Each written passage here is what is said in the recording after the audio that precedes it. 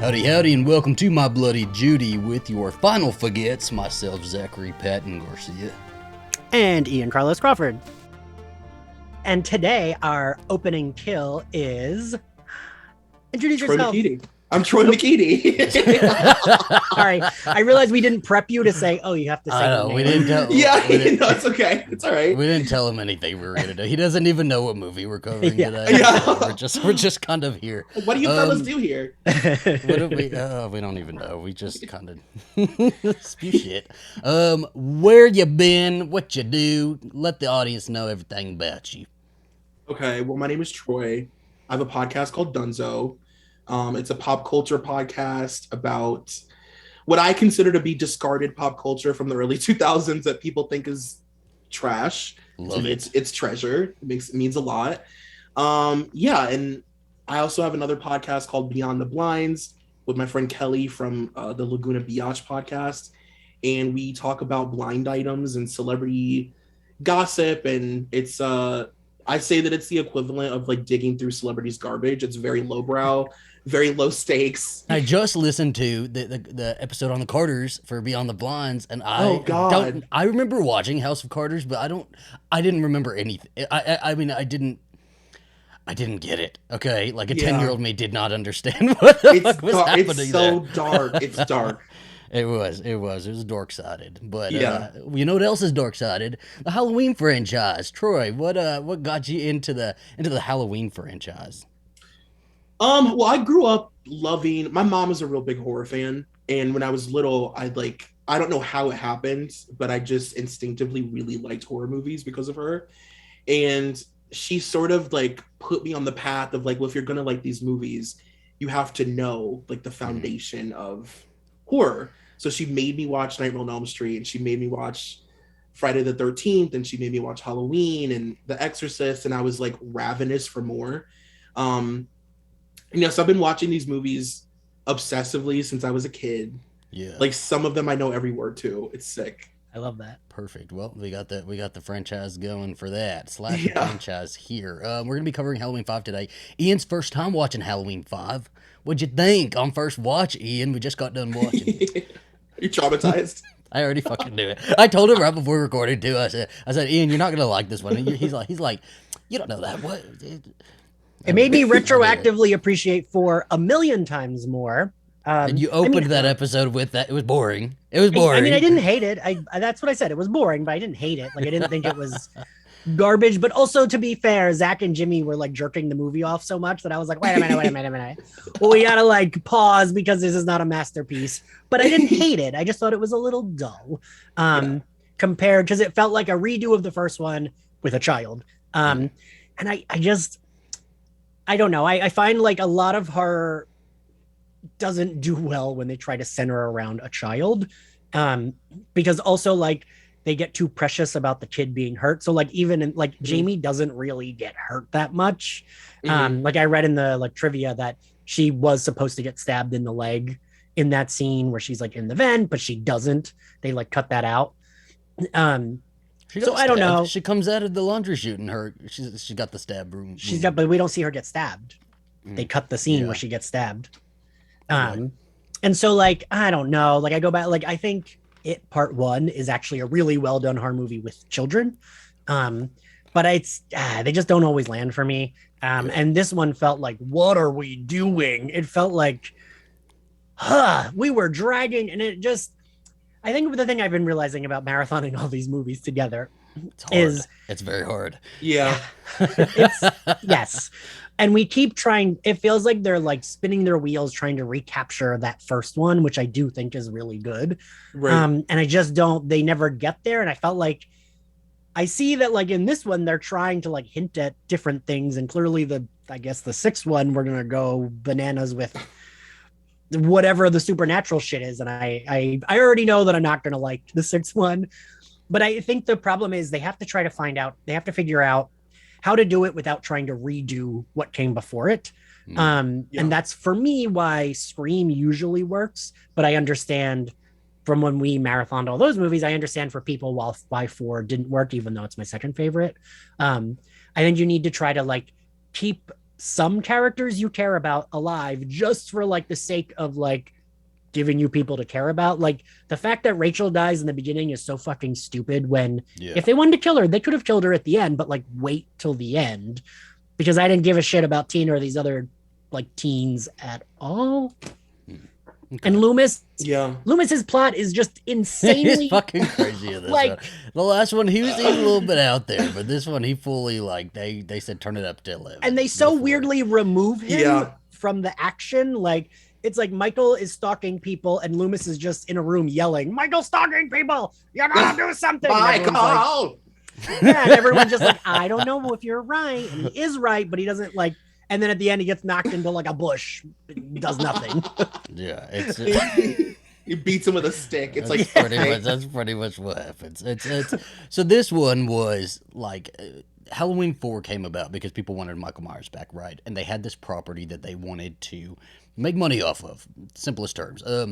And it was like 10 years after the other one. People, it's like far enough removed. People were ready for it, and it was very successful. This one was less than a year after 4 came out, so it was very, very rushed. This whole production. It was directed by Dominique Girard, and it felt like going into this movie, he didn't even watch 4. Like he didn't know what. He looked on the page, saw Rachel, and he's like, "What the fuck is Rachel? Okay, we'll kill Rachel really quick. Let's come up with some girl. She's fun. She's gotta be wild, Tina. Like something like that." It's a very disjointed movie with a lot introduced, and all of it is untied at the end. Yeah, I agree with that. I think you can tell that he just honestly didn't care. And like, I mean, just like the Rachel of it all alone, like Rachel was a character that people really connected to in the 4th one. And like, I think a lot of the reason people like the 4th one is because of the connection with Rachel and what's the little girl's name? Jamie. And I thought they had good sister chemistry, right? Yeah. Oh my God, it was so good.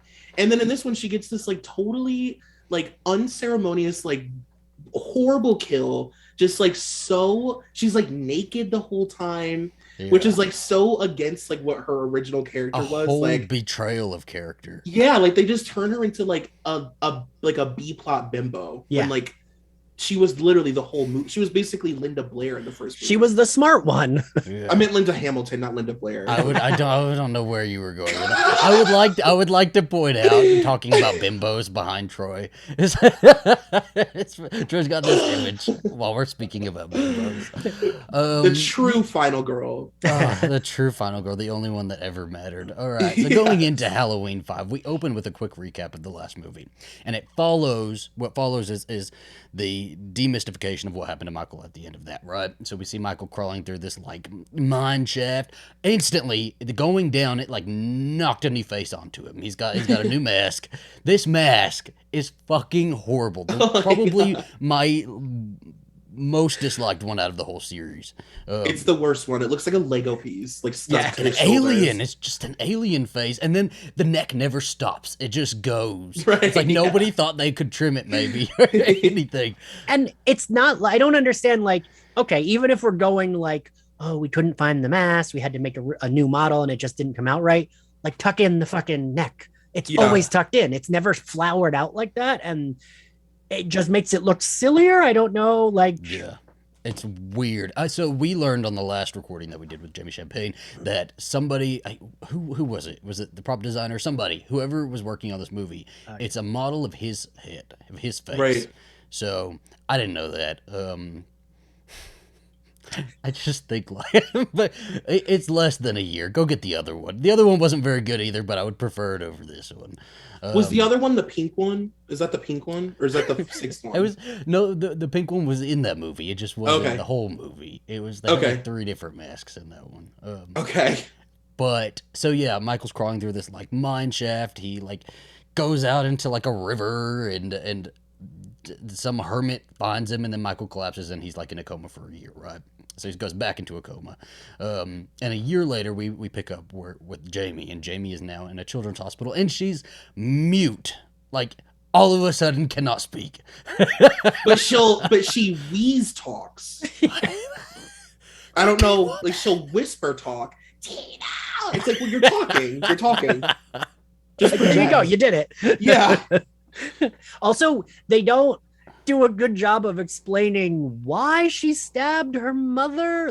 Yeah. Like I said to Zach when we were watching, I was like, oh, was that like a nightmare she had? And that's what they're like rewriting it. So it's supposed to be she had a nightmare that she stabbed her mom. And Zach was like, no, that happened. I was like, but why? Because his spirit's taking over her spirit. I guess, right? Where she touches his hand, and I guess that's what was supposed to happen. But like it feels like at the end of 4, they knew what they were gonna either do. They were gonna either go with Jamie, or they like didn't know what they were doing and just like threw in a shock ending. But either way, this director comes in and is like, the mother was stabbed.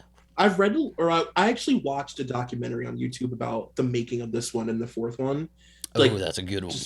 Yeah, it's good. And I was like really blown away by the fact that it sounds like a lot of people, well, it seems like a lot of the fans of this franchise wanted them to turn Jamie into the killer. Like they were upset that they backed out of what could have been like a cool, like almost like child's play kind of thing, where it's like, let's just take this franchise and turn it into like a completely different thing. Yeah. People wanted Jamie to be the killer in the next one. Yeah. And that would have made sense with how they ended the 4th one. Like, it seemed like what they were getting at. Yeah. And I would have been okay with it, right? I don't think you would have, Ian. I don't know. I was gonna say, because I actually read Troy, like what you just said. I was reading, like I always read the like IMDb trivia, and half of that's probably bullshit. But I like did see that like that was their original. The original idea was gonna be like her and Michael were killers. And I get that would have at least made more sense than like where we start in this one. I don't know. And I guess my problem is, especially this movie, it's like, who do I care for? Like, what do I care about? Like, killing Rachel in like that early on was such a mistake, because at least if it was like her friends, it's like, yeah, you want Rachel to live because you like Rachel. Like, she was good in the first movie. Well, the 4th one. And I don't know, like, it just felt like we were watching a bunch of disjointed scenes. I think the big anchor is Jamie, right? I don't think they paid Danielle Harris near enough for these movies and the weight that they put on her shoulders at an age. Yeah, because she was so young. But like, even with all of the bullshit they give her, like she's mute, she's having these like this like telekinetic or telepathic ability, whatever the fuck the word is, like psychic shit, sidekicks. What are words? But like all of this bullshit thrown at her, and she handles it like flawlessly. This child actress, right? Like she should have been in so many other projects that weren't just horror. And it's a little bit disappointing to see how Hollywood kind of treated Danielle Harris, because they didn't treat her very well. But like, she's so good in this, and she's having this like mental link with Michael Myers, and she sees him wake up, and he kills this hermit, and he puts his mask back on. Every time there's a scene where he puts his mask back on, it never goes on fully, so it's just like flat for like, he's like running around with a flat mask just for like a minute. Michael Myers also has a tattoo now. At some point during this coma, got like this little triangle. We had that. The thorn. Oh yeah. So wait, I have a question. I have a question for both of you, since you're both like bigger fans of the series. Was all of that done to like literally just set up the next movie? Was that like the only reason we did that? The voodoo stuff? Yeah. From what I gather in that documentary, none of them know what it means. Like, it was never ironed out, and the director didn't even know what it was. Who was it?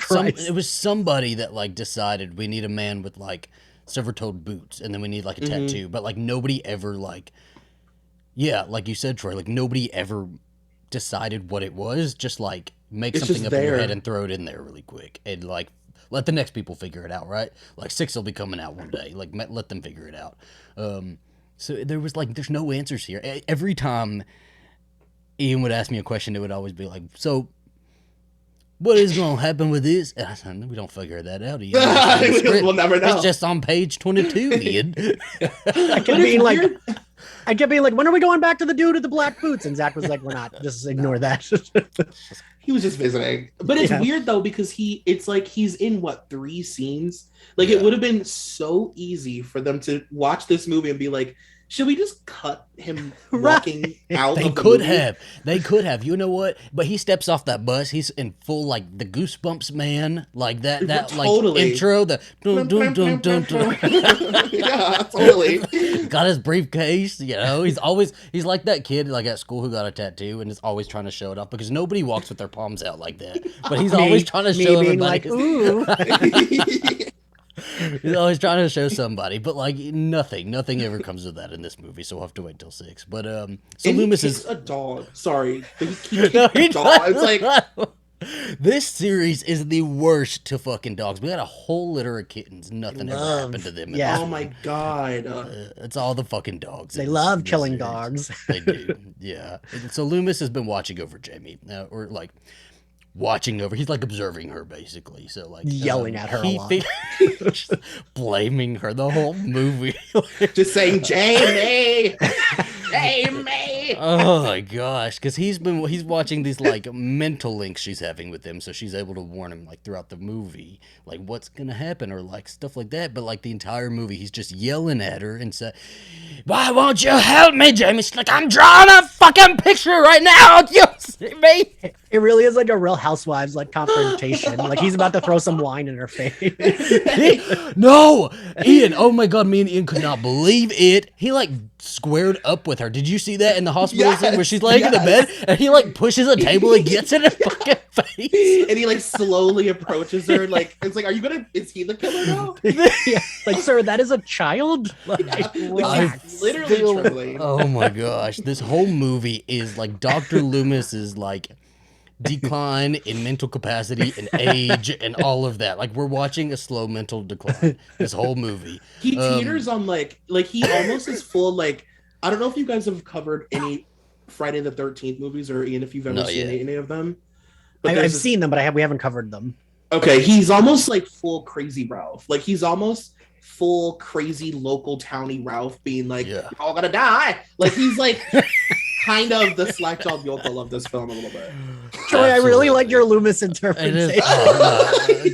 One of my favorite parts about the Dunzo podcast is all of Troy's impressions. He does amazing impressions. But like you're so right, because like in the first movie, like there was a little bit of method to his madness, right? Like, and he wasn't even like, he was like a 5.5, maybe a 6 in the way that he was going around. He was really just being gaslit by everybody he was talking to. So like he was a little bit frustrated, but he's like fucking squaring up with a 9-year-old, a 10-year-old. Like who fucking does that? But so like he knows Michael's alive. He goes to like Sheriff Meeker from the last movie and like kind of gathers up his posse. He's like looking out for Michael now, right? And Jamie starts to get a vision of Rachel at her house. So Rachel's back at her house, and this is where we say like this is Rachel's only big scene in the movie, and they have her ass in a towel, running around wet, like. You know, got the music playing, she's free, you know. Well, and like Zach, you pointed out that like she's too like whatever about it all, and like she went through that first movie, she climbed on a fucking roof, fell off. You think she would be a little bit more like, shit, the dog won't stop barking. I got this dog because of that. Let me like put clothes on, grab a knife, grab a gun, whatever. Like. And that has to be why they got that dog, right? A big ass Doberman, like it's to fucking protect him. That dog is barking at your fucking house, and she's just like, it's just a cat. He's barking at a cat. Like, really, Rachel, our Rachel would never have thought that. Exactly. She would have been out of the fucking house, crawled out the window, rolled over a roof, and ran. The towel would have flown off at some point, but she'd have been fucking gone down the street. It was a deceit. It was a true deceit in its purest form, honestly. Like, they took honestly, in my opinion, one of the greatest characters in this whole franchise and just turned her into, like, a bumbling, naked idiot. Yeah. Yeah. It's like, why? Like, what was the point? I don't know why. Yeah, like, I kept wondering. I read something where, like, who's the guy that's not John Carpenter that runs it? Ustad? Mustafa Akkad. Mustafa he like owns it. He said that he regretted killing Rachel, but he wanted to show that like no one was safe. But like no fucking no one was safe. Like I just think that like it was I don't know, like, and there were supposed to be scissors shoved down her throat, right? Like, and she was just like, I'm not doing that. I won't even come and do it. Oh right. So I guess it's better that she got stabbed in the shoulder. I guess everybody's getting stabbed in the shoulder in this movie, but like, still, it like, and so she gets the call from Loomis, and Loomis is like, "Hey, like, my mom is outside," and she's like, "No, it's a cat." But then finally she believes him. She runs outside. The cops come and check out the house. Meanwhile, there's like this fucking Three Stooges music following these cops along the whole movie. The clown theme for the cops. So weird. It's so weird. Like the that whole is movie. And it takes you out of it so intensely. Not that you're like in it, but you know, but it's like what there's like banana, like slipping on a banana peel music playing now. There, absolutely, because there are really like one of the things about this movie is like we're ragging on it a little bit, but like I do love this movie. I have a very special place in my heart for it, and I think it sets up a lot of really cool moments that just don't have the best payoffs, like her in the middle of the day and Michael stalking around her house. That's creepy. That could be really good and used really effective. Like cops come and check it out. They say nobody's there. She goes back in and it gets her. Like that could have been done really, really well. But like she goes back in and she's not Rachel. You know, she sees Jamie's bloodied photo and she stares at it for like a good 20 seconds. She's just like weird. Trying to what but what does it mean? Yeah. Like she didn't go through 4. Like she didn't fall off a fucking roof. Like it makes no fucking sense. And then he stabs her and she's just out of the movie until I guess we see her body at the end. So another thing that bothers me about that is that like what you said is very accurate. She is out of the movie. Like she's not mentioned and Jamie is like very worried about Tina, and Jamie isn't even like, wait a minute, I haven't seen Rachel in a long time. Like because she's Jamie's like out of sight, out of mind. Jamie is like, I fucking told everybody. I don't know how else I could have said my words, I guess, but like I didn't have those like, at the moment. She didn't say anything. She wheezed it. So she already knows, but she didn't even wheeze like Rachel's name. She said, Max. Yeah. She cared about the fucking dog. It's so true. Because I do think there could have been a payoff there when she sees the bodies at the end for Rachel, but it almost feels like the movie forgot about Rachel until they that took point. the emotional moment out of it, didn't they? Yeah. Like in the beginning where she first sees Rachel and she wakes up and they're kind of laying next. That's so sweet. Perfect. Great. But like continue it, you know, give us more of that because they are a sister duo and they even had to like overcome like not even Michael Myers, but like in 4 they had to overcome the fact that they weren't even blood siblings. And I feel like they should have overcome that between 4 and 5. Like that should have been something that really strengthened them. And then we just don't even have Rachel, but we do get Tina. I don't mind Tina. Ian, how do you, because me and Troy were going to talk, how do you feel about Tina, Ian? I mean, does she even die? Is she like technically not alive? She technically survives, right? Or is it like she said, "Run, kid, run!" Yeah, she gives a little Kirby moment, like not really dead. That's what I was gonna say. Yeah, it's like Kirby, where like it's up to interpretation. I guess. The fans demand Tina is alive. Like I thought she worked well as like Rachel's like more wild best friend, and I liked their, 2 scenes together before Rachel's murdered. And I think that she would have worked as like Rachel's like ride or die, who like does die maybe second to last, or is like one of the last people that's killed.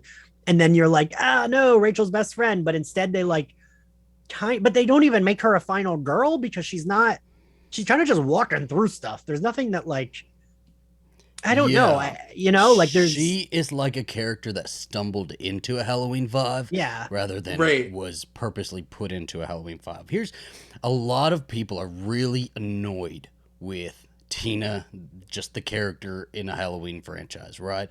They don't like Tina, and I have always really liked Tina. I thought Tina was not your typical like, final girl. Like she was a fun lover. She's probably had sex a shit ton of times. She probably fucks all the time. Right. They do it in the car. She likes to do it in the car. She tries. Good for her. But she likes fun, and in my head, as I've gotten older, I've created this whole backstory for Tina. We won't get into all of it, but like she is from like a broken home, and like probably clings to Rachel a little bit more because Rachel has a more stable.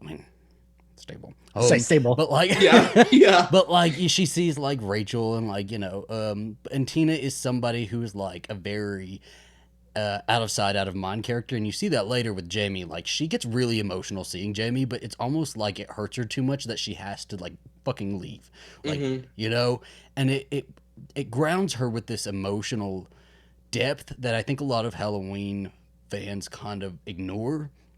Yeah. Because I think there is a lot of emotional weight to her, and all of the like, ba-bum, ba-bum, ba-bum, bum, like her being loud and boisterous is like really when you're the loudest person in the room, nobody's gonna see that you're hurting in the inside, right? But she always looks like there's like that layer right behind that like she's kind of a broken person.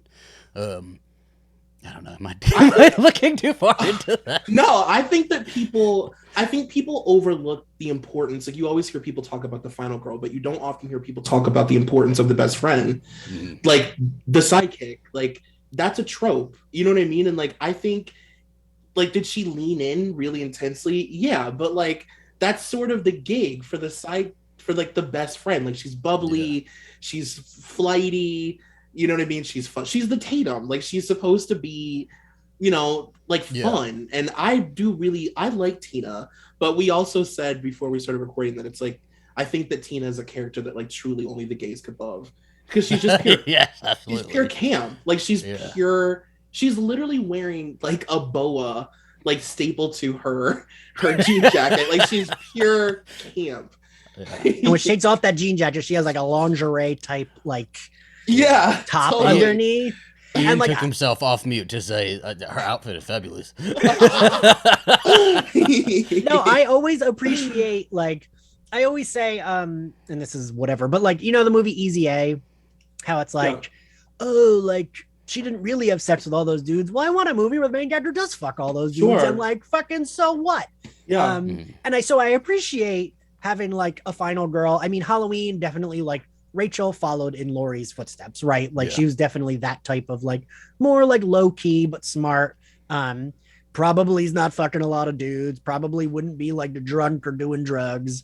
Her head's in her books, right? Yeah, like but I'm all for the one who's like, oh yeah, I just sucked 5 dicks yesterday. So what? Like, oh, want to do some coke? Great, let's do it. I want to suck more dicks in a barn tonight. You know, like, good for her.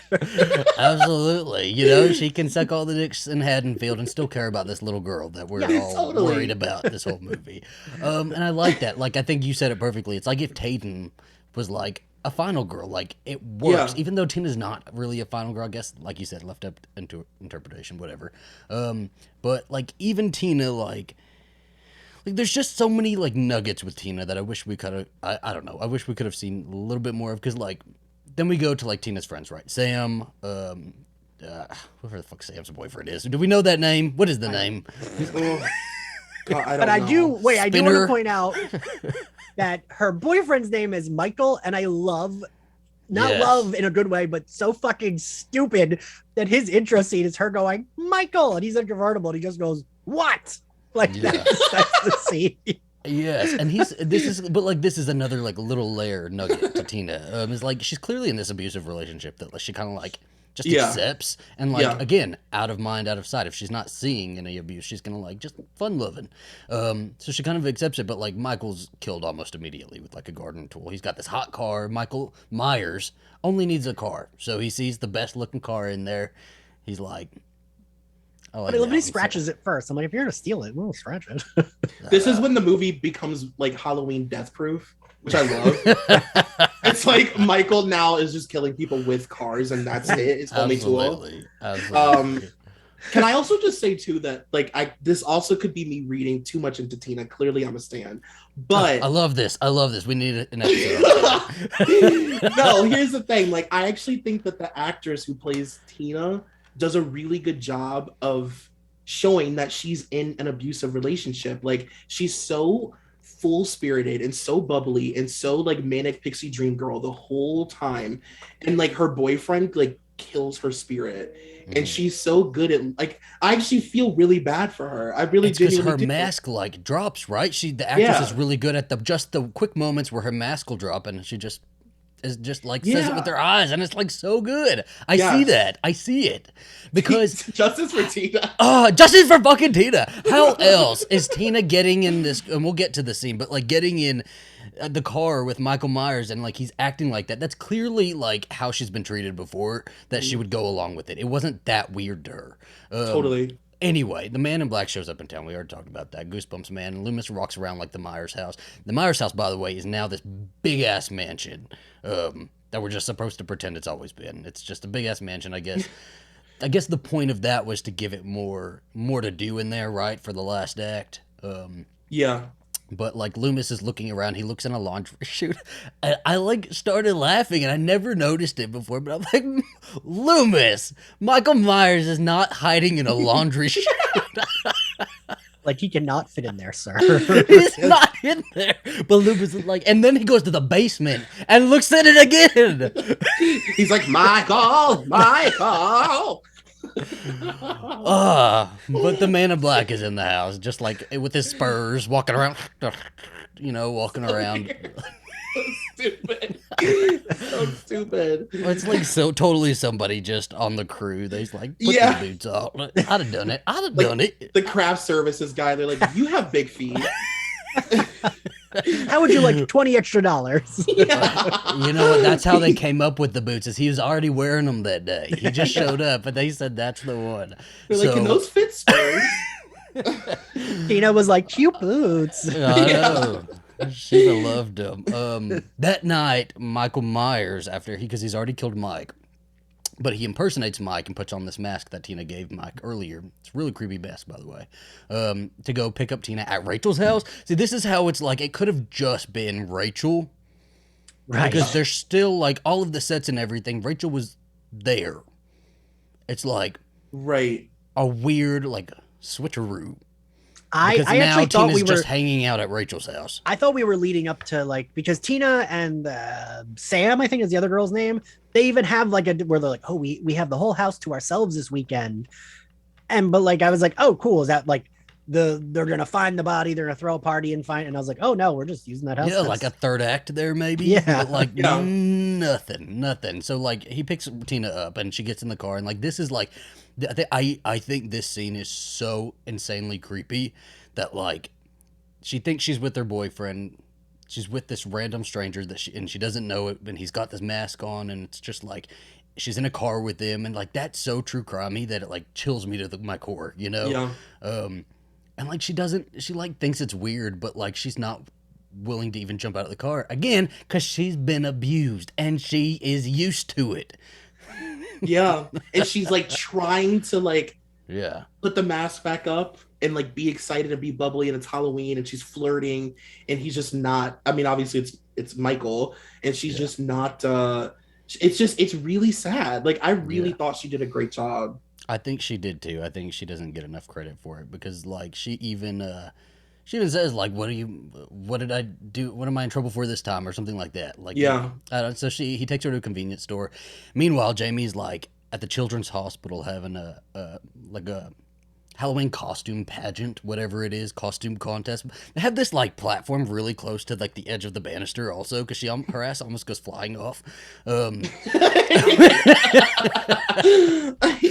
But she's wearing this like princess. I like her costume a lot in this one. I like the princess costume. It's cute.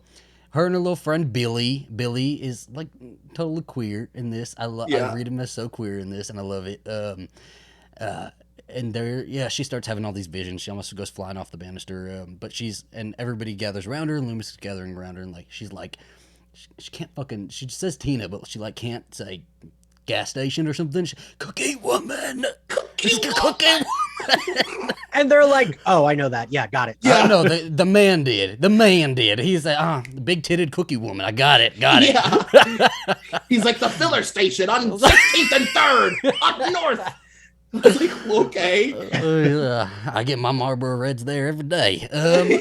They also get there pretty fast. I did think that like, I didn't expect Tina to last, and I was like, oh, they're gonna get there like as he's murdering her or right after he murders her or some shit.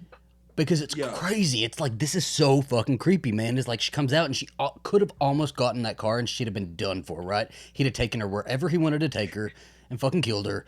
But like the cops show up and he like speeds off. So they take her to the hospital, and she has this really sweet moment with Jamie. And like this like breaks my heart, because like Jamie wants her to stay. Like Tina's like breaking in the face. You know, whoever the actress is, I should have wrote her name down. I didn't. I'm gonna look it up real quick because I think she deserves it. Tina is played by Wendy Kaplan. She does a great job. Like, her face is like breaking, and she just can't stay with Jamie. She wants to, she just can't do it. Yeah. Emotionally, she's not there. So she I don't know. I think y'all are like... What do you... Then go for it, Ian. What is it? What have we got wrong? The two of you are finding War and Peace in, like, Hop on Pop. Like, there's not that level of, like, anything here. It's all pretty, like, what you see is what you get. No, I don't... I think especially with this one, if we're going with what you see is what you get, that is what you see. You see her, like, with Jamie, kind of comforting her, but then, like... She even goes outside and she's crying. And when she leaves the room, she's crying. And Loomis is like, why don't you stay? And she's like, you know, I can't stay. And then she even puts her mask back on. She's like, I'm never sensible if I can help it. And like, you know, she goes she's back totally to Tina. faking it. She's faking it. You didn't see that, Ian? Okay. My gosh. I feel like, okay, all right. So bad right now. I'm so mad. I'm so angry. That line is so funny too when she says that. She's like, I never practiced, but look, I can help it. Yeah. She gets the two like deputy doofuses to take her over back to the, what is it called? The Tower of Terror Farm Halloween party, whatever it is. Yeah. The Tower Clown Farm 1 and Halloween Clown party. 2, load her into the clown car and take her to the Halloween party. They do, yeah, and she's there. Meanwhile, during this whole Halloween party, did you guys notice the old lady they kept like just showing sitting in a corner? What What was that? That was Dominique Girard's mother, the director's mother, sitting there. He's like, I'm gonna really? And no, not really. Probably not. Oh my god! I was like, no. In my mind, he's just like, Mama, I'm gonna make you a star, baby, a star. I was like, why? Is she feeling the spirit now too? We have an old hag in the movie now. She's just there. She's the chaperone, and all these teenagers are in there. Like, they're all just having a party. Tina, oh my god, I keep forgetting her friends' names too. Sam and whatever. Sam. So they all like prank the cops with like a Michael Myers mask, and they go running in the barn and like chase some kittens, and then Tina ends up back in the party, and Sam and boyfriend start fucking, and he comes up behind them and he kills him with like a, what was it with? Pitchfork. Pitchfork? Okay. Yeah, he kills the boyfriend with the pitchfork, and then I liked that she grabbed that. She had that little bit of fight in her, you know? Yeah. Because she could have just died. She grabbed the pitchfork out of him, and she tries to go for him, but then he gets her. He has that big ass scythe, and it just hacks at her. And then he goes outside, and he wasn't even going to go for the cops. He's going to leave their asses alone, but they're like, get over here. Oh, okay, you know. Okay. Well, walks over there with the pitchfork, and then he kills them, and so. I think it's like right after this that like everybody starts leaving the party, right? They're all gonna go skinny dipping, and so Tina goes. Well, no, don't they run out? Aren't they like scared? I thought they were like running out. Oh, I think they were going skinny dipping. Yeah. Because it reminded me a lot of Scream at the end. Do you remember where they all wanted to go see like the principal's body? So they all. Oh, left. right. But I like that Tina like even like cares about her friends. You know, she's there with her friends, so she goes to get her friends. And okay, wait, but you also blazed by. We get fucking 3 Michael Myers fake outs before we do get Michael Myers. Can we talk about that? Right, Troy. We'll go. I think I skipped it in my notes just because it's fucking stupid. That's why. It's really. It's like, to me, like I hate like a jump scare because I just like think it's so cheap. That to me is worse. Yes. Like, oh my god, and like who. I don't know who told old, like white male directors that teenagers do these hijinks, these really intense pranks all the time. Like, I've never pretended to kill my friends ever. You know what I mean? I've never scared one of my friends with a knife to tears and then like taken off a mask. Like, I don't do that all the time. So weird. Also, keep in mind, this is a year ago, a mass murderer.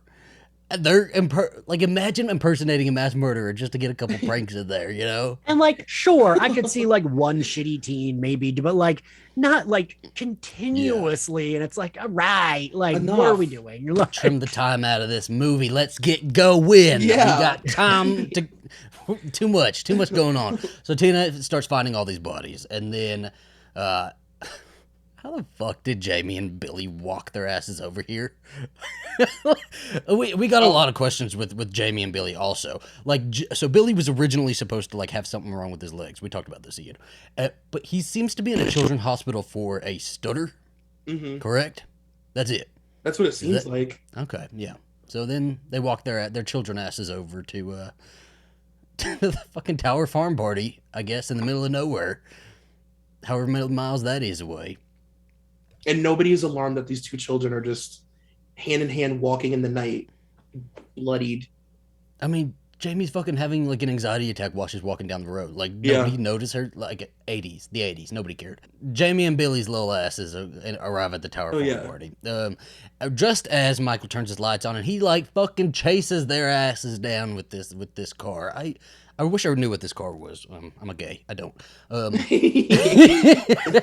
did read it was the actor who played Michael Myers' car. Is it? Oh, cool. Oh, my goodness. He's just, like, Michael all of a sudden is a fucking stunt driver. I love it. Oh, he is. He's got hobbies. But he tries to, like, run them over. I think the first one he runs over is little Billy, right? Well, he just, like, nicks him. He just, like, nicks him, right? But, like, Billy also stopped him. It was like, ah! Yeah, and, like, that was... stops. It's like, wait, I'm right here. Don't you see? And meanwhile, let's also point out this whole time, this whole movie, but especially during this scene, none of these actors like mouths are moving, but like they're screaming, or like they're screaming one name and you see them like mouthing a different name. Do you think that it's in the script for them to say each other's names 48 million times? So many times. Oh my God, the amount of times Jamie said Tina. I was like, oh, stop saying her name. Troy, see, I know you actually do like this movie, but I appreciate having, normally I'm like, no, that part was stupid. And it's Zach and our guests being like, oh my God, it was a masterpiece. And I'm appreciative of having you here. I'm okay talking about the shitty parts of a movie. Because by the end of this movie, I was like, if she says the name Tina one more fucking time, I'm going to lose it. Oh my God, it was insane. And then Loomis, Michael, over and over and over and over and over. There's even a part where right after like Tina dies or whatever, and they're like hobbling out of the forest, and like Jamie is not mouthing anything, but it's still fucking going. Tina, you're so right. You're so right. Oh my God. They're like, get a couple more in there. Get a couple more in there. But yeah, so Michael like goes chasing after Jamie. This is pretty fucking scary, you know. This little kid. I just wanted you to know I was trying to look to find the make of that car, but I could not find it. That's why I was looking down. Yeah, there was. I don't remember if it was her, the stunt woman. I believe it was. No, it was Wendy Kaplan. It was the actress who played Tina. Because when he's chasing Tina first, I guess back in the 80s, they had like no safety precautions or whatever. So like he almost runs her over because she tripped over her cape. And there's like behind the scenes footage of him like almost fucking going over her. And she gets up like very like she sounds exactly like you. And they're like, "Are you okay?" And she's like, "Fucking fine." Like, I'm okay. And she was like clearly annoyed. But so yeah, then he like tries to run over Jamie, runs into a tree. But like also, I just want to say that whenever I think of this movie, I always forget that it's bad. I think I said that at the beginning. Like I'm always like, no, it's good. People are just like too hard on it, and then I forget it's bad. Yeah, it is bad. It's bad, but I love watching it, and I always forget that this scene is the reason. I love the car scene. Like that is so suspenseful and so well done. It's the most suspenseful part of the movie because there's so much like lagging and waiting for Michael to come, and is he gonna come, and let's go find him. And like that part is so intense, especially because it's very clear that it's just a guy chasing a child in a cornfield. And I remember here like in the documentary he was like, they're like, yeah, he couldn't like see the kid, like he's driving through a cornfield, like he's just at maximum speed chasing a child with a car that he can't see, and they're just like, go for it, Jamie, kill it, girl. They're doing great. Jamie, you better run. You better go. They're like, run, girl, go. Billy's ass stopping. That was him trying to get the director. He's like, I can't run anymore. Right, please stop. Just hit him. The actor actually didn't live after this movie. He's like, I need a pay increase. I need a pay increase. He's getting extra pay. He's child actors at the time.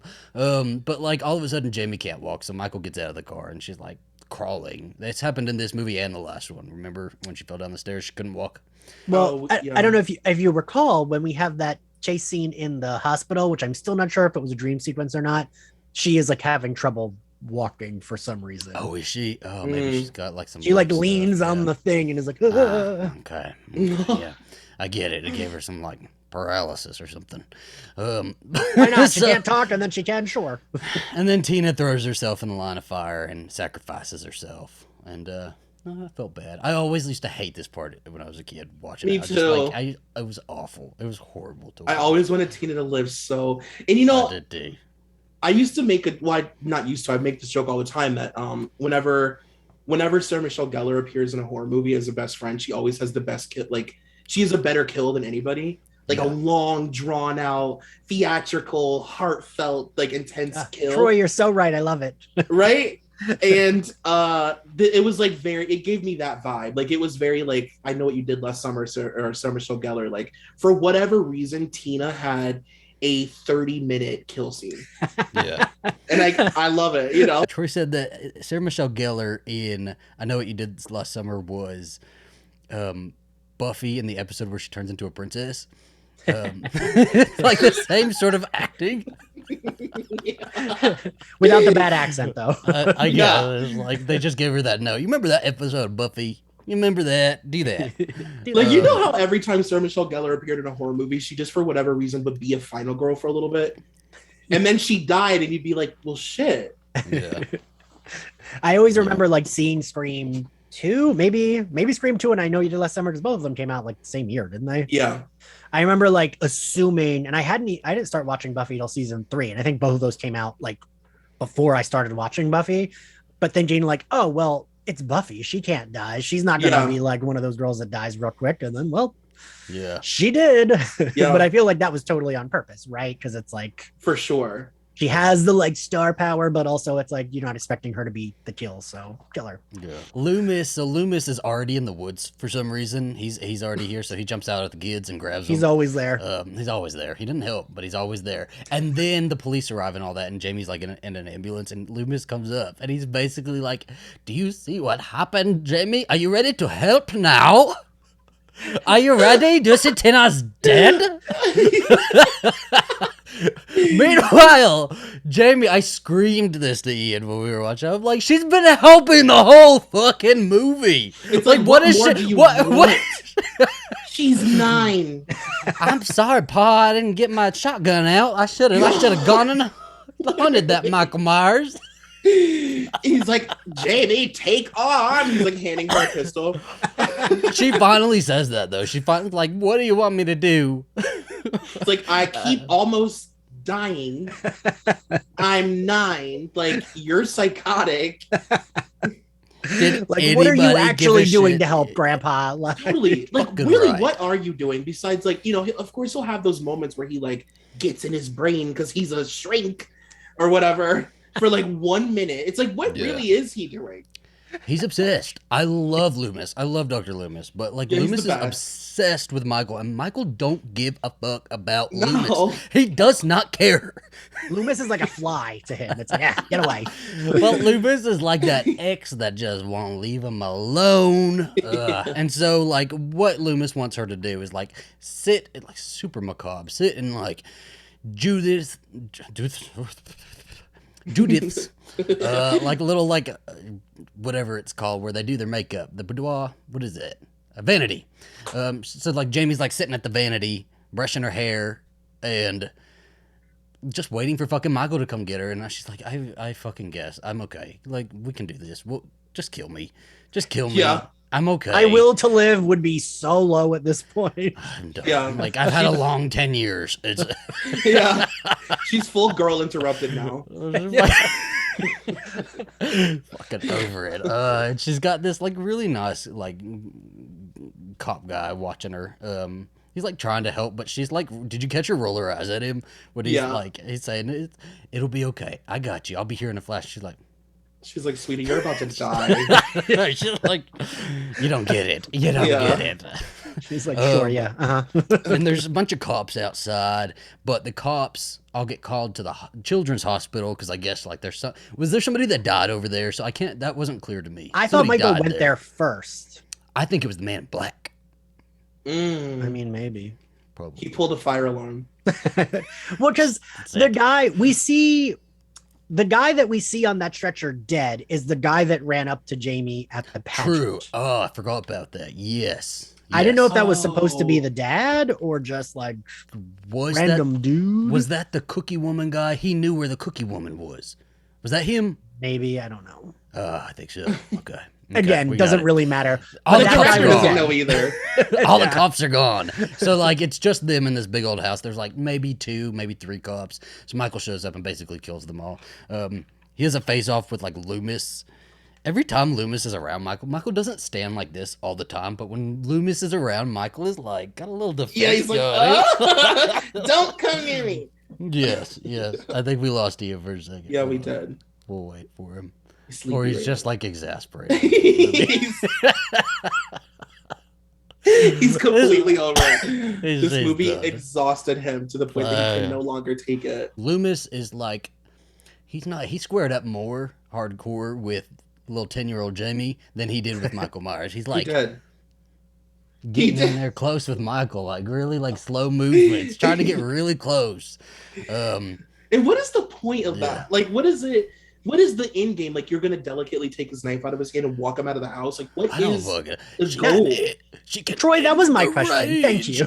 She can end the rage, He Michael. says, like, he's like, it'll get rid of the rage, but, like, 1, how? And 2, okay, then what? Like, yeah. Michael's just like, I'm not mad. I want to kill. That's all I'm here for. You know, while we were getting to the end of this, I was like, I feel like the only good ending are H2O and the 2018. They're the only ones that like make sense, where it's like, no, make sure this asshole is dead. Not like, ooh, he fell over, we're good. It's like those, like when she's like, nope, he's squished between a car and I'm still gonna chop his head off because I'm not leaving him. Like a normal person, yeah, they'd be dead, but nope, I know that's not him. Yeah. Michael slashes Loomis. Loomis goes falling over the banister. Or he puts his head through the window. He puts his head through and throws him over a banister. It's fucking stupid. Yeah, it's like, whatever. You made Donald Pleasance do this shit? Right. And he throws him over the banister, and then he goes upstairs, kills the cop, and like Jamie's on the run, right? I like that the cop like really tried with Jamie. He really tried to get us out. It's rare that you see the cops actually like make a genuine effort to protect anybody in these movies. Mm-hmm. And that he was like a decent shitty cop. Also, like, who the fuck wants to be a cop in Haddonfield after last year? Like, the whole police department. Who the fuck wants to live gone. There? Like, I guess, yeah. Right, totally. Haddonfield, a great place to raise your kids. Like, Haddonfield is for sure on a Hellmouth. Oh my gosh, we can explore that. And so, yeah, that's under the Myers house. So Jamie's like running through this like mansion, and she goes into the laundry chute. And I remember on Fear Fest every fucking year waiting for this part of this movie. Like I fucking like what you felt about like the car chase scene, Troy. Is like I loved the laundry chute scene where she gets in it because it is fucking crazy. Like it's really good. Again, no safety precautions. They put this little girl in a laundry chute and like it's okay. Yeah. When she falls and hits the bottom and she's in that poofy princess dress, I was like, "Ooh, is she dead?" Like she said, Daniel Harris said on the audio commentary that they like threw sandbags down, and when she saw it in the theater, she said, "I'm not that big." She got like really upset about it, but like they have her in this like real tight space, and it's got like 4 walls, so like I'm surprised she didn't develop some sort of like claustrophobic something after this, like filming this scene, because it's rough. Like she's in there, just climbing. It is so good. Just climbing. Scene. Yeah. Did you like it, Ian? Oh, yeah. I mean, I don't love a like up and down, but I thought like it was thrilling. Well, I still was like, why is he using a knife to try to like break metal? Why doesn't he just? He like smushes heads with his hand. You just pull that thing off. But I thought like because she is a good actor, especially a child actor, she like sells the like terror and like I don't know. It's weird because it's like I know that obviously she's in she's in two of these movies technically as Jamie. Yeah. And when I think of her time in the Halloween franchise, like this scene is the one that I think of. I'm always like, oh yes, Jamie. And then like the is it a trash chute or a laundry chute? It is laundry chute, right? I think it's laundry chute. It should be. I don't want to sound like an idiot, but yeah, I just think of her in the laundry chute, just like how effective it is, and like she's so good. Like this is one of her best acting scenes to me. It is. I think she's just like she was like, and she still can act. That's the thing is like it didn't go away. She was an excellent child actor, and she's still an excellent actor. And like, just Hollywood, and especially the Halloween, like people who run the Halloween franchise have really paid her shit. I know nothing because we'll get into like 6, but like she basically paid the money, emancipated herself so she could be part of 6, and they like dropped her and just didn't even. They recast her and everything, and people were fucking pissed when it came out. She's not in the next one. Movies. She's not, but her character is. What? In the most fucking awful. Horrible. You were literally. I'm like. I feel like I need to prepare. Like I don't think Zach can really prepare you. Listen, no, Ian. I'm not even kidding. Do it. I want you to sit down, Ian.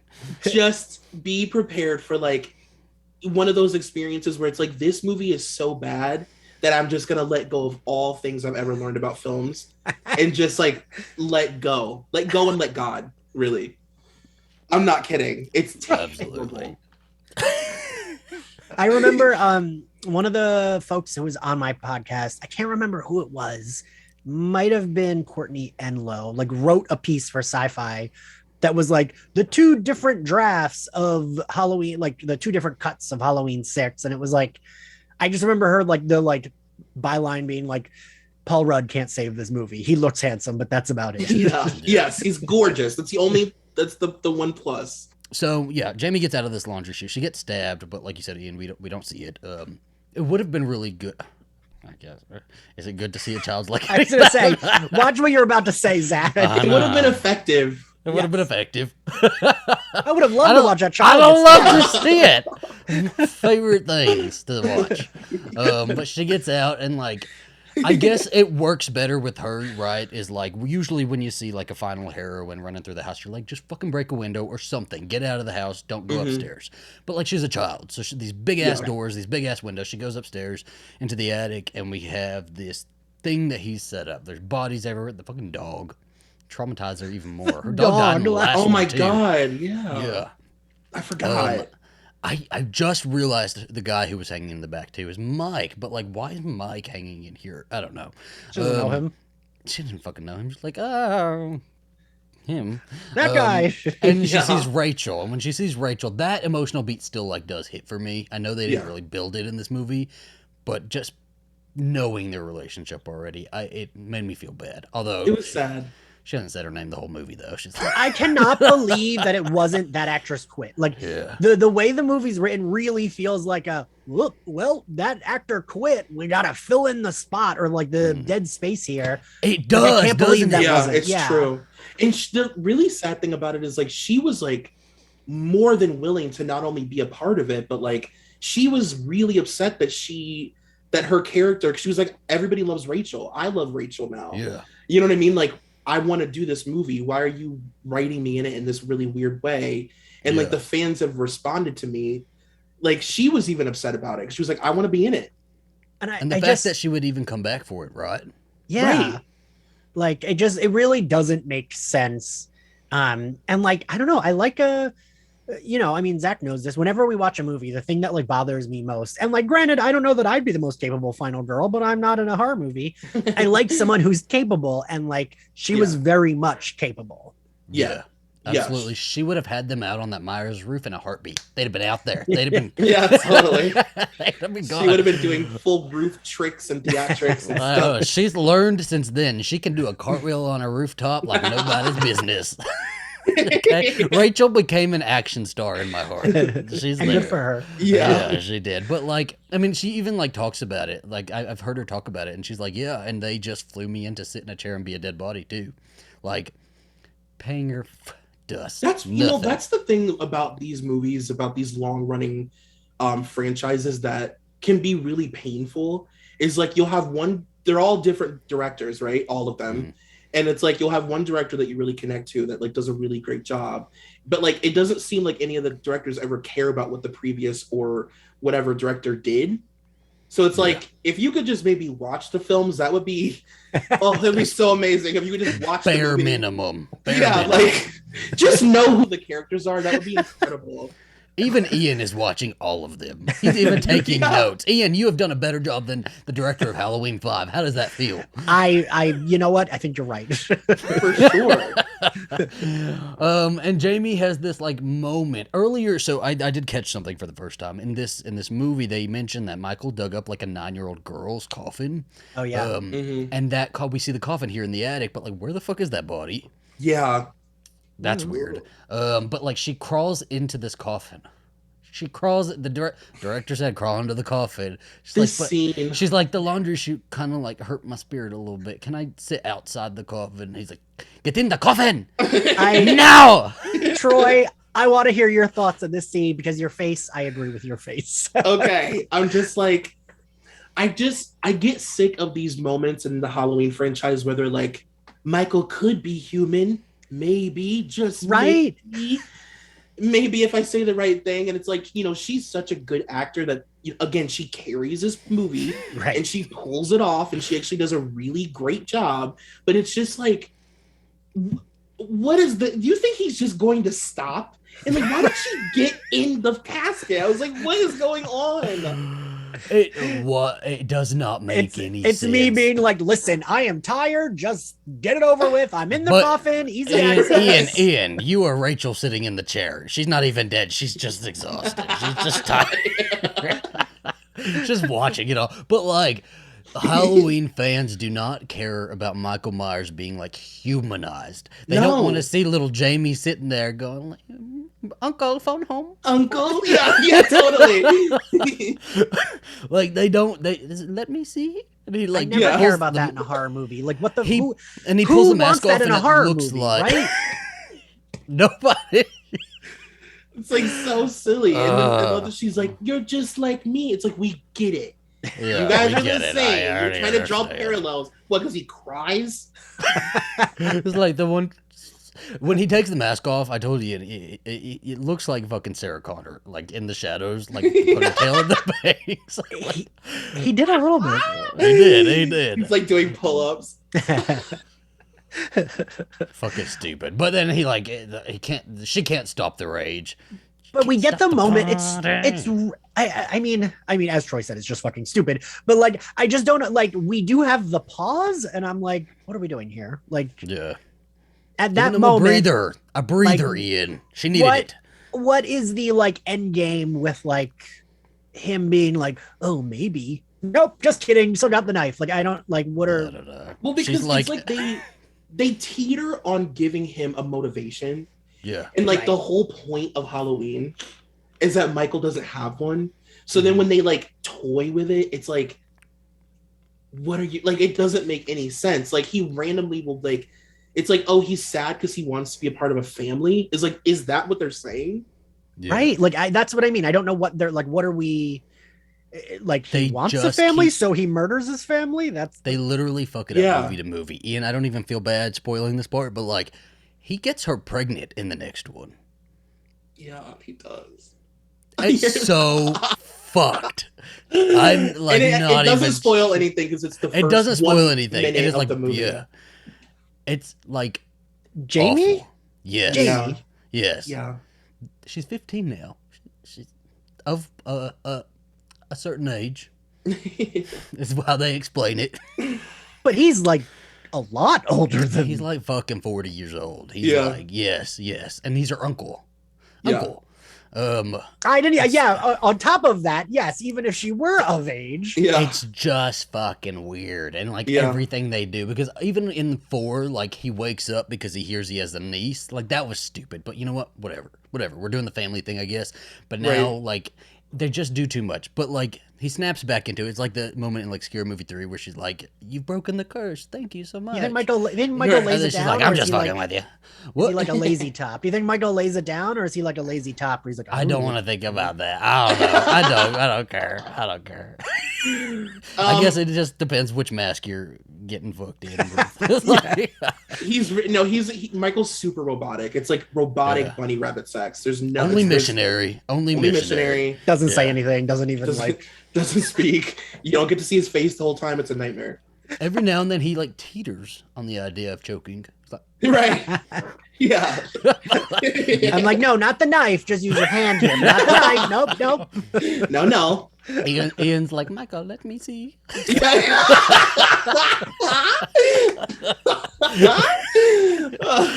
Oh god, this is fucked up. This is not some fan fiction. Anyway, Jamie Lloyd goes running, and Loomis is like, "Let me use you as bait, Jamie Lloyd," and then he like traps Michael in like this chain net thing and starts beating his ass with a wooden board. Where did Grandpa get that fucking chain? Like, where did that come from? And how did it get up there? He put it up there. He was like, I could just picture while they're in the attic, Loomis is like hauling that shit up, like, it's over, Michael. I got you now. Well, in the rage, Michael. The voices will stop.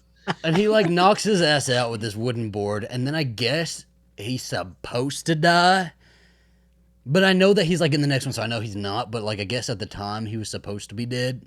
Because he like gets really close to his face and then like you don't see him again. Can I ask you guys a question? Because maybe I've just been misinterpreting the end of this movie my whole life. Did Dr. Loomis beat Michael Myers to death with a piece of wood? Is that what happened? No, because then we see Michael Myers in jail. He knocks him out with the piece. Okay, he passes out. Okay. Yeah. Right. And then he's like in jail. They have him in jail, which is like the worst fucking image you ever want to see in a Halloween movie is Michael Myers' ass sitting in jail with like his shackles and he's like rocking back and forth. It also doesn't make any sense because if he's conscious, he's going to be doing murder. Yeah. And like he can break out of anywhere. Mm-hmm. So like how would they he's conscious because he's rocking, but like he would have broken out of those handcuffs, snapped everyone's neck, and there you go. He wouldn't have needed the boots, the girl with the boots to come in and get him.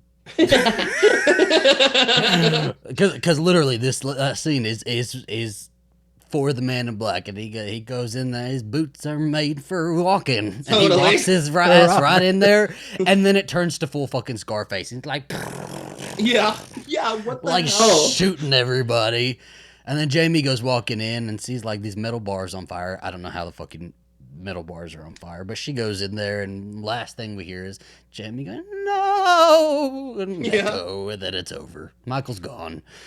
And it was a good while between this one and the next one, because I think this one bombed enough that like they just didn't make another one for a while. I would have loved to know what their plan was, because it feels like they had a plan, although I mean I guess they didn't have a plan, Ian. Michael was supposed to get Jamie. I just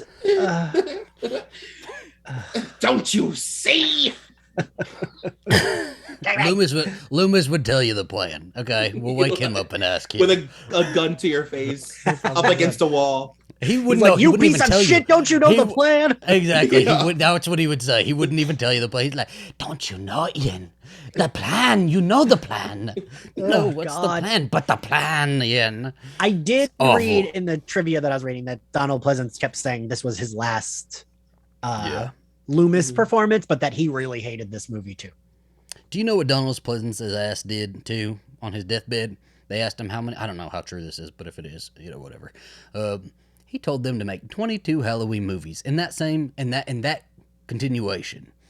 Imagine this one having a 20-second sequel that connects to this one. You know what I will say? What? Like my positive, like, even though this movie is like really bad, again, I do just like I've watched it so I love it. I love this movie. Yes. I love watching it, especially back to back with 4 and 5. Because sometimes I'm like, I want to watch Halloween, but do I want Jamie Lee Curtis Halloween or do I want Jamie Halloween? You know what I mean? It's like a different thing. And I will say, like, as far as horror franchises go, I think it's like such a rite of passage to have so many sequels that you end up having like your psychic abilities, telekinesis, sequel. I mean, that's the best Nightmare on Elm Street one. It happens with all the franchises, doesn't it? Like, yeah, all of them. I'm sure Black Christmas, had it gotten to Black Christmas 5 or something, they would have some sort of like psychic Christmas tree link. That, link with Santa or something. I was gonna say, yeah. No, it's totally the best Friday or Nightmare on Elm Street. Yeah, and it's one of my favorite Friday the 13th. I love the Tina in that one that has Carrie powers where she can like move things.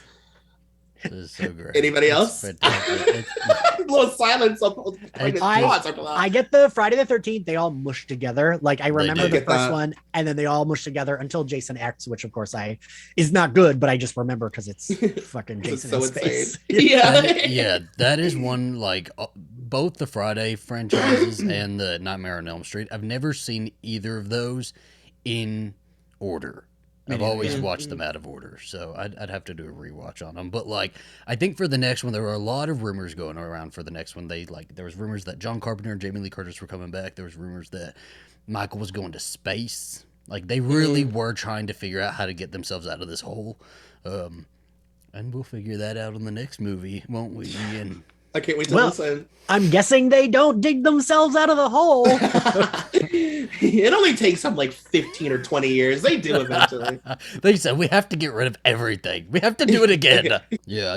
So then as we're watching these, Ian, and you're saying you just didn't like this one. It wasn't good. But like, does that help to kind of soften the retcon at all for you? Nope. Still same opinion. Okay. We'll see after 6.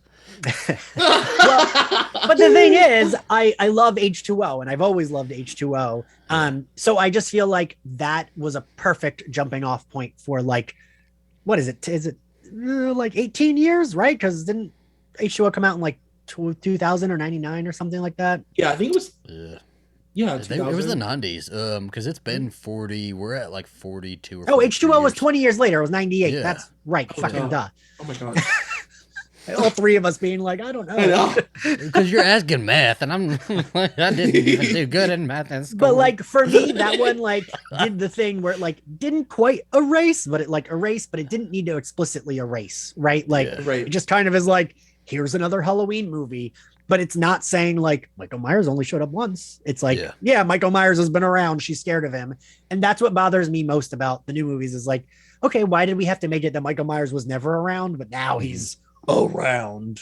Yeah. I get that. I agree with that. I will say one of the things that I really liked about 2018 was like, there were callbacks that were just so subtle and like just so many little tiny like, if you've watched these movies 80 million times, and you'll notice that this thing is a reference to that thing or whatever. And when I was watching this one, I was like, oh yeah, I forgot they did like a callback to the dopey cops.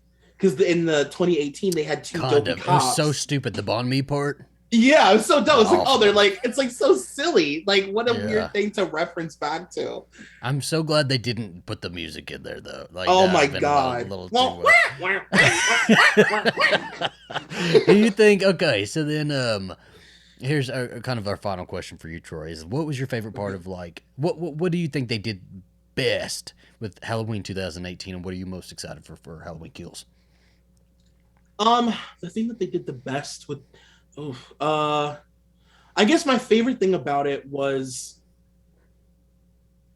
Jamie Lee Curtis, honestly. Like she just like making her such an intense focal point, and like they know that people are going to root for Jamie Lee Curtis and to watch Laurie Strode.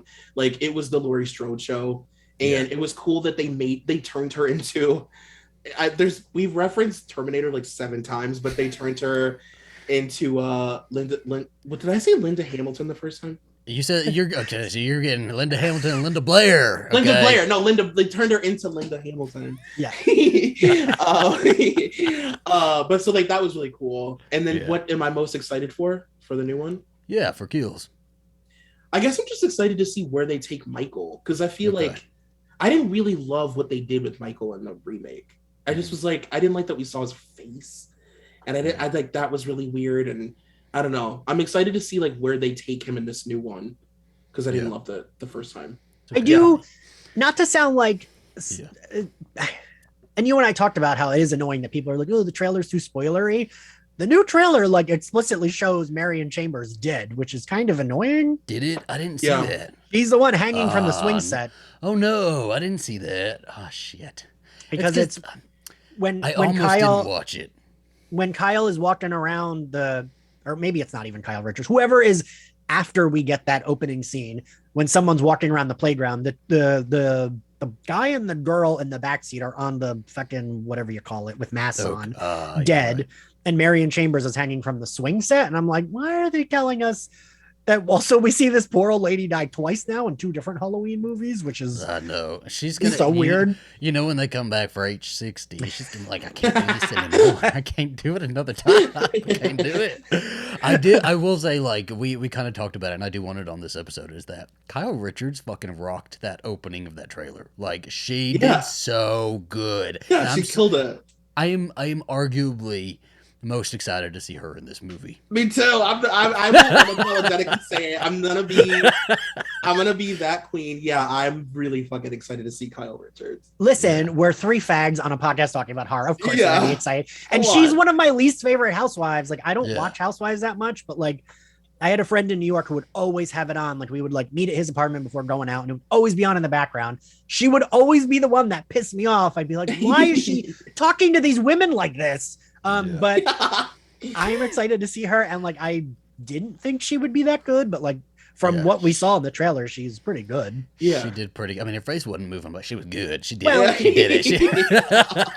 Yeah, where can everybody find you, Troy? If everybody's looking for you, if you really want to stalk you, Michael Myers style. Well, my podcast again is called Dunzo, Dunzo. It's on iTunes and Stitcher and all of the things. And my second podcast is called Beyond the Blinds. It's also on everything. The Patreon for my second podcast is just patreon.com/Beyond the Blinds. We do 2 episodes a week, and one of them is a regular free episode, and then the other one is behind a paywall, because usually it's something that I feel uncomfortable not having behind a paywall because it's a little too salacious. But yeah, that's it. And you can just follow me on everything just at Dunzo Podcast. Yeah. There you go. And what about you, Ian?